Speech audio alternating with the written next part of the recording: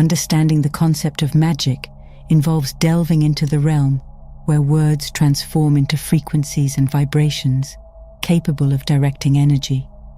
This fundamental understanding serves as the cornerstone for exploring how words can be utilized as potent tools akin to magic spells.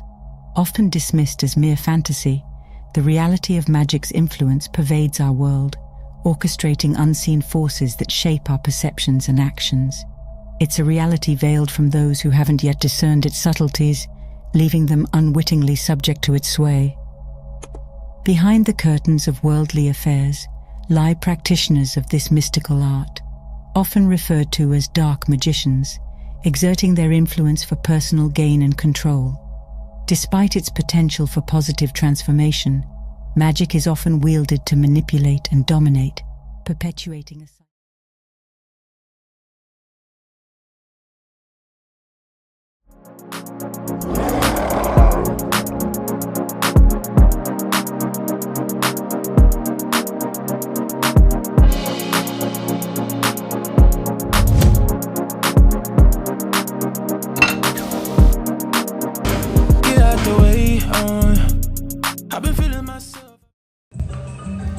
I hope this message reach as many ears as possible. I've been listening to a lot of people, and it's funny because I've been holding out on making videos because I've been going through transition, and it's been a great experience being 54, okay? And this world that I have appeared in, it has been kind of mind-boggling because we are given a book. In each home around the world, there's this one book that circulates so much till it will have people living by it, in a sense. You know, not fully living by it. Because then on the other side, we have the world. We have a religious side, which is a dimension, and then we have a world, and then we have the earth, and then we have the planet. A lot. These are dimensions, though, that I've gained to understand. Because if you walk outside and you're listening to birds, and you don't have no cell phone, it's just you, and if you barefooted, you know, hey, that's a plus. But when you are outside and you're communicating with nature, that would be the earth. Nature and earth is the same, okay? And then if you decide to look up in the sky and you want to fly, now you're dealing with the planet. Because we all think planet, and when you say planet, you think of round. You think of something round, subconsciously. Okay? And then when you go to church and come out of all of that, you come out of nature, come out of all of that, and you go inside of a building and you're listening to a person who is speaking from a book that is reached around the world, you're in religious. You're religious in religion.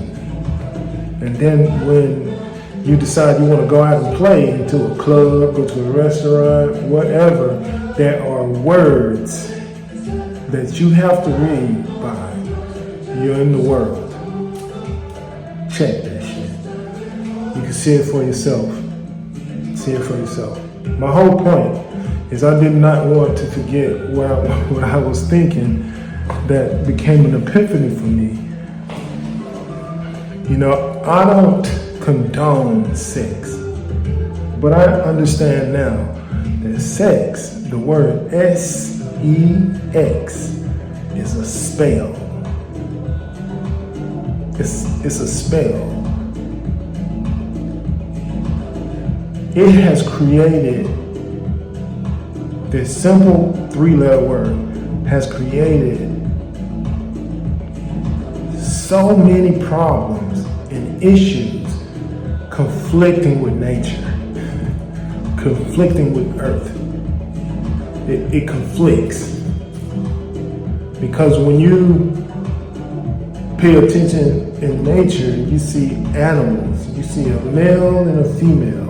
In every rare situation, you have an animal that recreates itself through its own self without a partner. Okay, we got that part. But then when you come into the social venture of the world, man, oh man,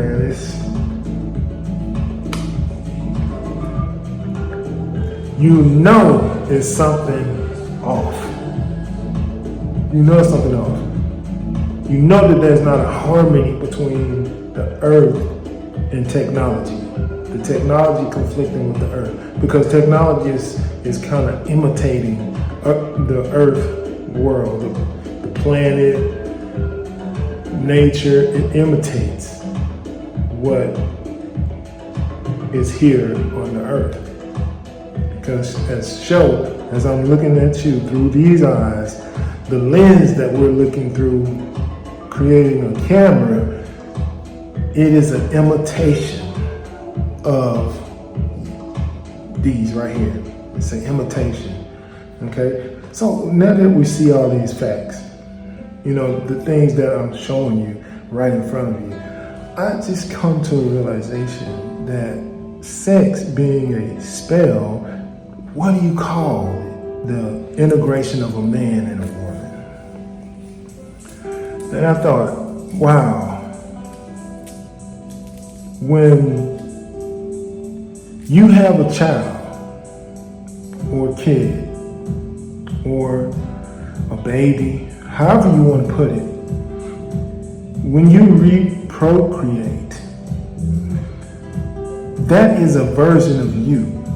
That is a copy of you. It's a copy and a paste of you. It's not an individual. It's not an individual thing. It is you. It's a carbon copy of you. Okay? And with that being said, you have generated another generation. I was thinking about generation.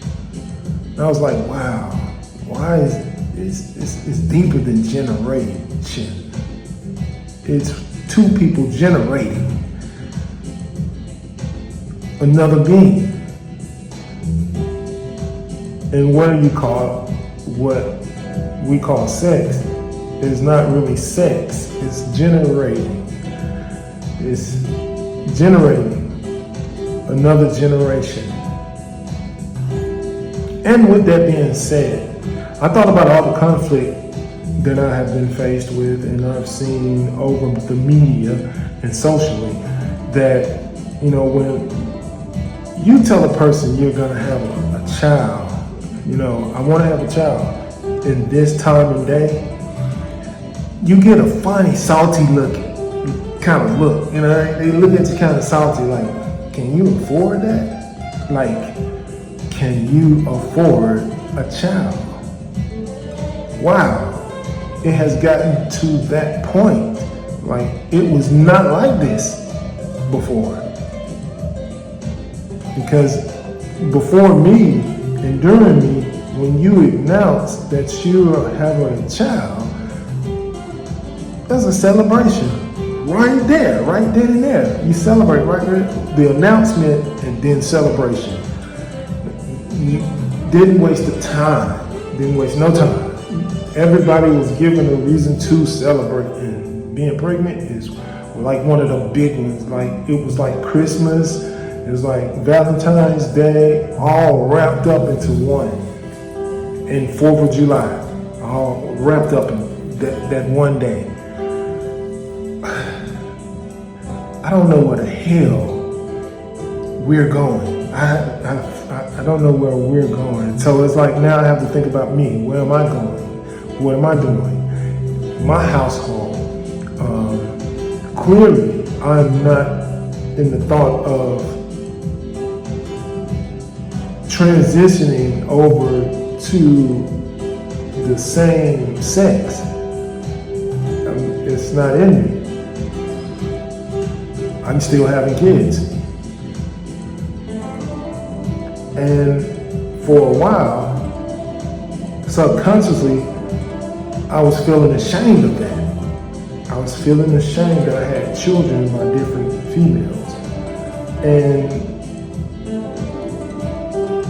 today's society, they shame men like that, giving them the automatic title of deadbeat dad because he's not there all the time.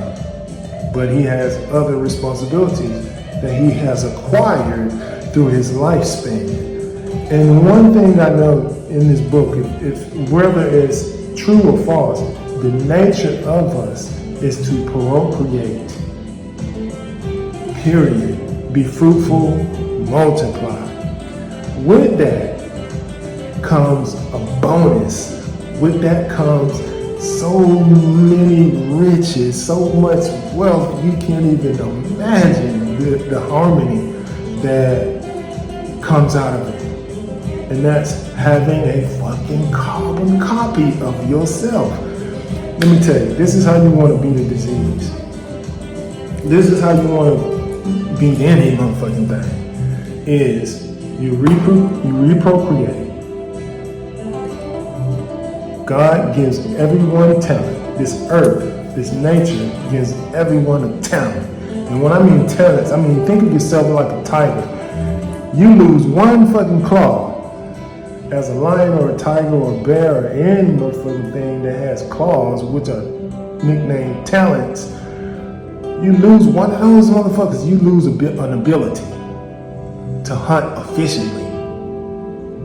The same thing is given with us, but they're invisible talents.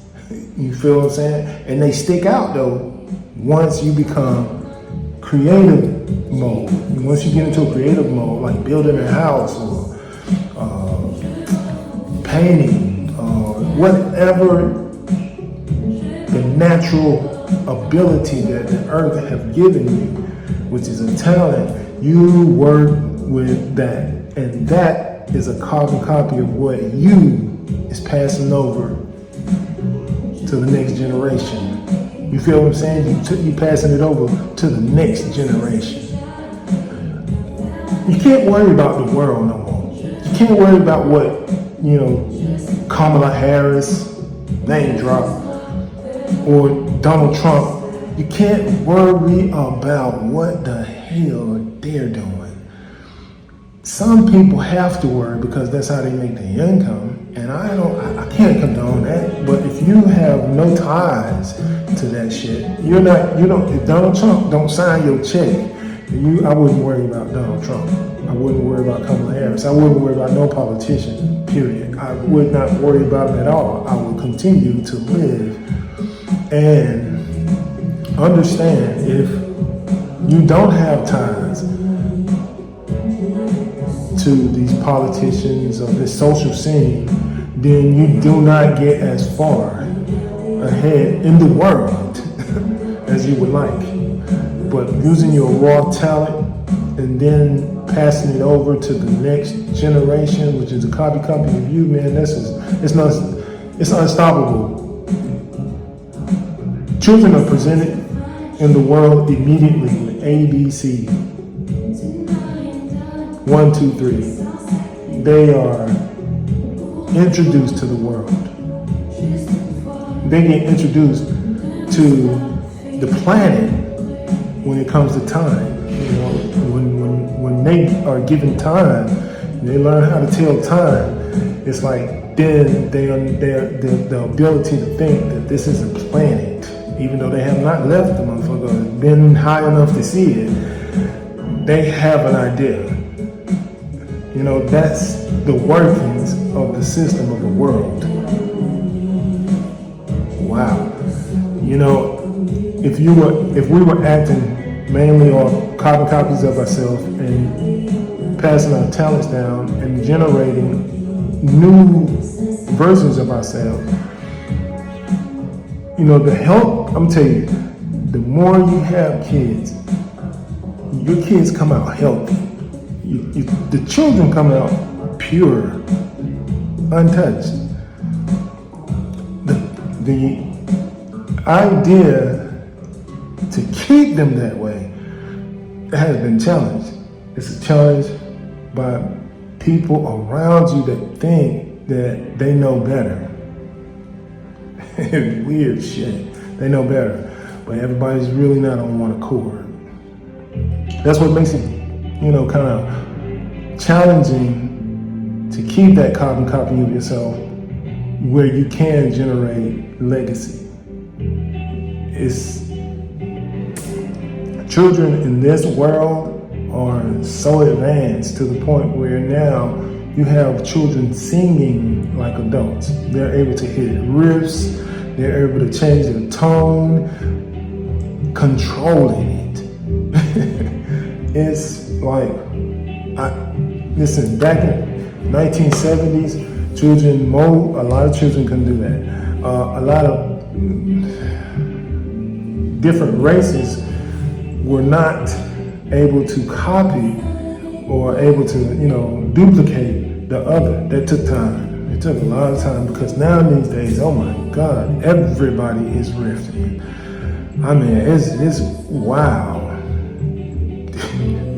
The rift in the voice, that is a strong, strong vibration that connects you to the earth, to nature. Because if you don't believe me, listen to a bird. Oh my God. Whew. So I didn't want to forget for myself, so I made a video like I always do, realizing that sex is only called in nature generating. You're generating. And if we called it generation throughout the world, then a lot of this shit would not be, sex would not, it would be dissolved. People would really have more responsible ideas of what real generating would be. Because then it brings on a lot of responsibility. When you hear the word generate, that's like you are an engineer. You know what I'm saying? You're a generation engineer, a generational engineer, or whatever you want to call it. You become a builder, a creator, and you're working hard at it. You're moving persistently, consistently, and you're doing things that you're not even conscious of. You're in generating mode. The sounds of it, even if you go to a plant that works off of cogs and is producing something, it's coming out with a product. I used to work in a chicken plant, and when I got there, it was like, okay, so I was putting up chickens, and them shits was cold. I don't give a fuck if you got gloves on or what. I was putting them up, and I guess somebody saw me and they asked me, did I want to do anything else? And I had not been there that long. They just saw that I could focus a little bit longer than other people around me because people want to talk, people want to walk off. Stuff like that, but Lord have mercy, the universe has put me on a focused path. So they moved me somewhere else, and I worked that position, and then they moved me somewhere else again, and I worked that position. Then they put me in a boring position, but still, I found some way of generating product out of that position. And then finally, they put me, the last position was an engineer, to identify things on the line that was bringing in the chickens and taking the chickens off and producing. Now, it's loud. It's loud as hell in that place. But in the loudness, you could hear an offset of something that either is breaking down or needs to be replaced. You could hear the humming And the humming and the generating sound, even though we had earplugs on, was the way you identified things, or you could see something happening. But period. I say this to say that we are all engineers. We have specific jobs, and we come with tools equipped for that engineering feat. If you're not respecting the tool that is given to you in this today's society, if you don't respect it, if you do not respect it, of course you're going to get backlash. You're going to get backlash from those who are trying to generate success, who are trying to create legacies, who is trying to create a better version of themselves. Because you got some people out here that's like me, I've been to jail, but I don't want my child to go to jail, so there's a better version of myself. So I would teach my child to avoid that. Give them a lesson that I've been through so they can pick it up, take it with them, and understand that, hey, that's not cool. And move on to something better. Not to say that man's law is fucking perfect and it approves every situation hell to the nine. It does not approve through different situations. If you're put in a certain situation, you will break the law. Just like the law was broken for somebody to make the law. Come on now, let's stop playing. Let's just get it together. That's all. For real, that's all.